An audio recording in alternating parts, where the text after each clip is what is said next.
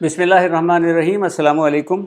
ईद उल अज़हा की मुनासिबत से 8 से 80 की इस खुसूसी वीडियो के साथ फैज़ुल हसन नसीम हाज़िर है मेरी जानिब से, और 8 से 80 की पूरी टीम की तरफ से दुनिया भर में मौजूद 8 से 80 के तमाम दोस्तों को ईद उल अज़हा मुबारक। दोस्तों, हर इस्लामी त्यौहार और इबादत के दो पहलू होते हैं, एक रूहानी पहलू और दूसरा मादी। रूहानी पहलू का ताल्लुक़ हमारे अक़ीदे और नज़रिए से होता है। ये हमें समझ आए या ना आए, हमें इसे तस्लीम करना है। लेकिन मादी पहलुओं का ताल्लुक़ आम तौर पर हमारे रोज़मर्रा के मामलात से होता है। इन्हें समझने की कोशिश की जा सकती है और अक्सर औक़ात इन पहलुओं की समझ हमें हमारे रूहानी अक़ाइद का सही मफ़हूम समझने और इन पर पुख्ता यकीन करने का बाइस बनती है। कुरान मजीद में सूरत अल-बक़रा की आयत नंबर 260 में अल्लाह ताला ने हज़रत इब्राहीम अलैहिस्सलाम के हवाले से ऐसे ही एक वाक़े का ज़िक्र किया है। इरशाद रब्बानी है, औज़ु बिल्लाहि मिनश शैतानिर रजीम, बिस्मिल्लाहिर रहमानिर रहीम। व इज़ क़ाल इब्राहीमु रब्बि अरिनी कैफ़ तुह्यिल मौता क़ाल अवलम तुअमिन क़ाल बला वलाकिन लियत्मइन्ना क़ल्बी। और जब इब्राहीम अलैहिस्सलाम ने कहा, या रब मुझे दिखा कि तू मुर्दों को किस तरह ज़िंदा करेगा, तो अल्लाह ने कहा, क्या तुम्हें यकीन नहीं है?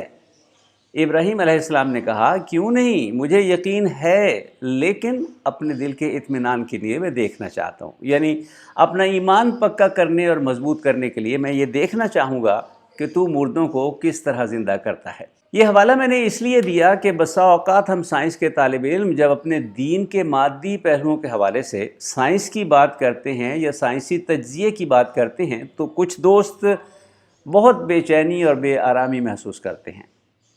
इन दोस्तों की खिदमत में अर्ज़ है कि अल्हम्दुलिल्लाह मेरे या 8 से 80 की टीम के तमाम अरकान के अक़ाइद वही हैं जो जुमला मुस्लिमीन के हैं। ताहम अपने इत्मीनान क़ल्ब के लिए हम उनके मादी पहलुओं का साइंसी हवाले से तज्ज़िया करते हैं और हासिल होने वाले नताइज को अपने दोस्तों के साथ बाँटते हैं, शेयर करते हैं, और साथ ही साथ आपसे ये भी दरख्वास्त करते हैं कि आप अपनी राय से भी हमें आगाह कीजिए, अपनी राय भी हमसे शेयर कीजिए। जहाँ तक ईद उल अज़हा के रूहानी पहलुओं का ताल्लुक़ है, तो तमाम मुसलमानों का मुत्तफ़िक़ा अक़ीदा है कि ये त्यौहार हज़रत इब्राहीम अलैहिस्सलाम की एक आज़माइश की याद में मनाया जाता है, जिसके दौरान अल्लाह ताला ने इब्राहीम अलैहिस्सलाम को अपने बेटे हज़रत इस्माईल अलैहिस्सलाम को ज़िबह करने का हुक्म दिया था। लेकिन जब हज़रत इब्राहीम अलैहिस्सलाम ने हुक्म की तामील करने की कोशिश की, तो अल्लाह ताला ने अपनी कुदरत कामिला से हज़रत इस्माईल अलैहिस्सलाम की जगह जन्नत से भेजे गए एक दुम्बे को ज़िबह करवा दिया। और अब क़यामत तक तमाम मुसलमान इस दिन को खुशी के एक त्यौहार के तौर पर मनाते रहेंगे। हलाल पाक तैयब जानवरों को ज़िबह करते रहेंगे, ख़ुद भी इनका गोश्त खाते रहेंगे, और दोस्त अहबाब और नादार व मुस्तहिक़ लोगों में भी ये गोश्त तकसीम करते रहेंगे। ताहम ईद क़ुरबान के मादी पहलुओं को 3 अक़साम में तकसीम किया जा सकता है और उनके बारे में साइंसी गुफ्तगू की जा सकती है या उनका साइंसी अंदाज में जायज़ा लिया जा सकता है। नंबर 1, जानवर को ज़िबह करने का इस्लामी तरीक़ाकार। नंबर 2, वो जानवर जिनको ज़िबह किया जा सकता है। और नंबर 3, इन जानवरों से हासिल होने वाले गोश्त का इस्तेमाल और इसके इंसानी सेहत पर होने वाले असरात। इनमें से हर पहलू के हवाले से मुस्लिम और गैर मुस्लिम साइंसदानों की तहक़ीक़ात का एक अंबोह कसीर मौजूद है। इनके बारे में फ़र्दन तो बात करना मुमकिन नहीं, ताहम मजमूई या अजमाली जायज़ा ज़रूर पेश किया जा सकता है। पहला पहलू जानवर को ज़िबह करने के तरीक़ाकार से मुताल्लिक़ है, और दुनिया भर में जानवरों के हुकूक़ के अलमबरदार सबसे पहला एतराज़ इसी पर करते हैं। इनके मुताबिक मुसलमान जानवरों पर जुल्म व तशद्दुद करते हैं, उन्हें बहुत तकलीफ़ देते हैं, और मुसलमानों को जानवरों के हुकूक़ जानने और सीखने की ज़रूरत है। बहुत से मुसलमान साइंसदानों ने अपने जवाबी मज़ामीन में इन मोतरज़ीन को इस्लाम का असल चेहरा दिखाने की कोशिश की है। खुलासा यह है कि इस्लाम ने तो अपने पैरोकारों को जानवरों के साथ नरमी और मोहब्बत का सलूक करने का हुक्म दिया है, उनसे प्यार करने और उनकी मुनासिब देखभाल करने का हुक्म दिया है।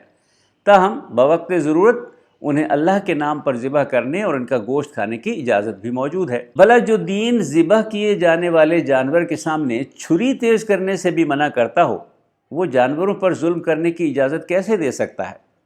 ताहम इसके बावजूद ہمیں جانوروں سے اپنے برتاؤ کا مسلسل جائزہ بھی لیتے رہنا چاہیے۔ دلچسپ بات یہ ہے کہ جانور ذبح کرنے کا اسلامی اور یہودی طریقہ کار ایک ہی ہونے کے سبب پاسباں مل گئے کعبے کو صنم خانے سے والی بات واقع ہو گئی ہے، کیونکہ مسلمان تو ذبح کرنے کے طریقہ کار کا دفاع کرتے ہی ہیں، یہودی اس معاملے میں مسلمانوں سے بھی 2 ہاتھ آگے ہیں، اور شاید یہی وجہ ہے کہ مغرب ابھی تک اس طریقہ کار کو اپنی پابندیوں کا نشانہ نہیں بنا سکا۔ ذبح کے اسلامی طریقہ کار کی حمایت کرنے والوں کا کہنا ہے کہ ہمیں حکم یہ ہے کہ ذبح کیے جانے والے جانور کو کم سے کم تکلیف دی جائے، اس کے سامنے چھری تیز نہ کی جائے، اس کے سامنے دوسرے جانوروں کو ذبح نہ کیا جائے، اس کے ذبح کرنے کے لیے تیز دھار چھری استعمال کی جائے، ذبح کرنے میں تیزی کی جائے، نرخرا اور شاہرگ کو تیزی سے کاٹ دیا جائے، تاہم ریڑھ کی ہڈی اور اس میں موجود حرام مغز کو نہ کاٹا جائے، تاکہ ذبح ہونے والے جانور کے جسم سے سارا خون تیزی سے بہہ کر نکل جائے۔ صرف اسی طرح ہی ذبح ہونے والے جانور کو کم سے کم تکلیف ہوگی۔ اس کے علاوہ جانور ذبح کرنے کے لیے جو بھی طریقہ کار استعمال کیا جائے گا وہ جانور کو زیادہ تکلیف دینے کا باعث ہوگا۔ جن جانوروں کو ذبح کرنے کی اجازت شریعت نے دی ہے یہ وہ جانور ہیں جو اور کئی حوالوں سے بھی انسان کے استعمال میں آتے ہیں۔ ان کا دودھ پیا جاتا ہے، ان سے بار برداری اور مشقت کا کام لیا جاتا ہے، انہیں پالا پوسا جاتا ہے، اور اگرچہ تمام حلال جانوروں کو ذبح کر کے کھایا جا سکتا ہے، عید الاضحیٰ پر حلال جانوروں میں سے بھی کچھ ہی جانوروں مثلا گائے، بھینس، بکرا، دمبا یا اونٹ وغیرہ کو ہی قربان کیا جا سکتا ہے۔ اور دلچسپ بات یہ ہے کہ ان تمام جانوروں کا گوشت ریڈ میٹ یا سرخ گوشت کی قسم سے تعلق رکھتا ہے، جسے کھانے کے اپنے فائدے بھی ہیں اور نقصانات بھی۔ بہت زیادہ یا بہت کم مقدار میں سرخ گوشت کا استعمال نقصان دہ ثابت ہو سکتا ہے، تاہم مناسب مقدار میں اس کا استعمال ہماری صحت بنانے اور اسے برقرار رکھنے کے لیے ضروری بھی ہے۔ سرخ گوشت میں موجود غذائی اجزاء کی مقدار اور ان کا تناسب جانور کی قسم اور صحت کے حساب سے تبدیل ہو سکتا ہے، لیکن بالعموم ان کی مقدار کچھ اس طرح ہوتی ہے کہ بڑے گوشت یعنی گائے یا بھینس کے گوشت میں چکنائی کی اوسط مقدار 3.5% سے لے کر 9.3% تک ہوتی ہے۔ چھوٹے گوشت یعنی بکرے اور دمبے کے گوشت میں 7.5% سے 13.3% تک چکنائی ہوتی ہے، جبکہ اونٹ کے گوشت میں چکنائی کی مقدار 1.1% سے 10.5% تک ہو سکتی ہے۔ یوں چکنائی کے حوالے سے سب سے بہترین گوشت اونٹ کا، پھر گائے اور بھینس کا، اور سب سے کم درجے کا بکرے یا دمبے کا گوشت ہے۔ سرخ گوشت بڑا ہو یا چھوٹا ہمارے جسم کو بہت سارے اہم معدنیات یعنی منرلز اور وٹامنز فراہم کرنے اور اسے صحت مند رکھنے کا ایک ذریعہ ثابت ہو سکتا ہے۔ اس گوشت سے حاصل ہونے والی اہم معدنیات میں جست یا زنک، لوہا، فولاد یعنی آئرن، اور تانبا یا کاپر شامل ہیں۔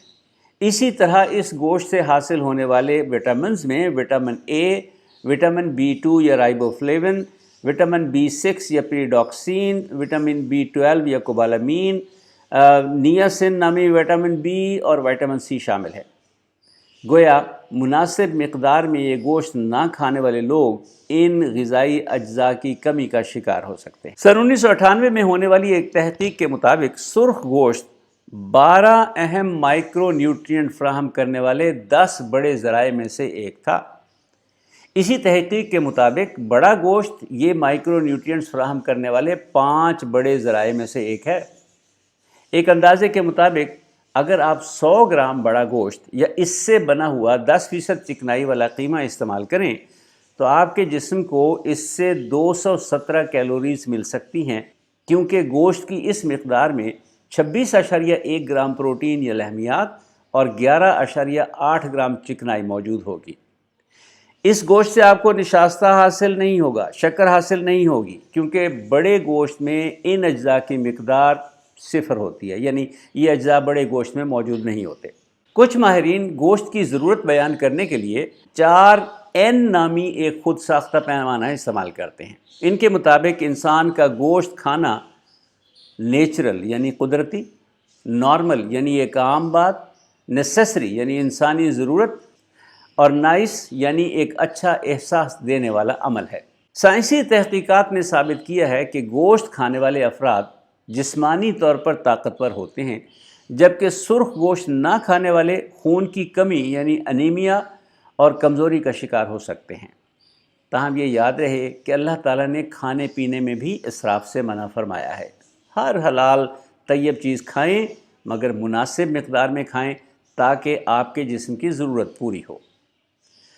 تاہم یہی گوشت اگر آپ اعتدال کی حد سے زیادہ کھائیں گے، اور عام طور پر ہم عید الاضحیٰ کے موقع پر یہ غلطی کرتے ہیں، تو پھر آپ کے دل کی بیماریوں، خون کے امراض، بڑی آنت کے کینسر اور دیگر دائمی امراض میں مبتلا ہونے کے امکانات بھی بڑھ جائیں گے۔ دوستو، امید ہے ہمارے دوست اس گفتگو کی روشنی میں اس عید الاضحیٰ کے موقع پر گوشت کھائیں گے تو صحیح، لیکن اعتدال کی حد کے اندر رہتے ہوئے۔ اللہ تعالی ہم سب کو صحت و تندرستی عطا کرے اور اپنی نعمتوں سے بھرپور طور پر لطف اندوز ہونے کے مواقع عطا کرے۔ اور جناب، اگر آپ نے ابھی تک ہمارا چینل سبسکرائب نہیں کیا تو یہ بہترین موقع ہے، اسے سبسکرائب کریں اور اس کے لنک کو عید کے تحفے کے طور پر اپنے دوستوں تک پہنچائیں۔ السلام علیکم ورحمۃ اللہ وبرکاتہ۔